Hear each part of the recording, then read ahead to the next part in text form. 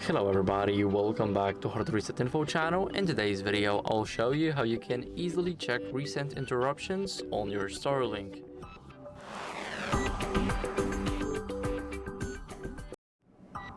So first, what we need to do is open up the Starlink app, as you guys can see here. Now we need to scroll a bit down to statistics, and here we have the recent interruptions. As you guys can see, for me the Starlink has experienced elevated packet loss, but this may be due to extreme weather, a temporary network issue, or obstructions.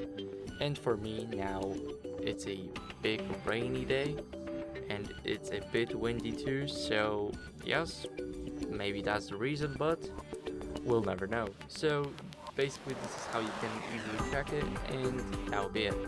Thank you guys for watching. Make sure to leave a like, subscribe, and see you next time. Bye.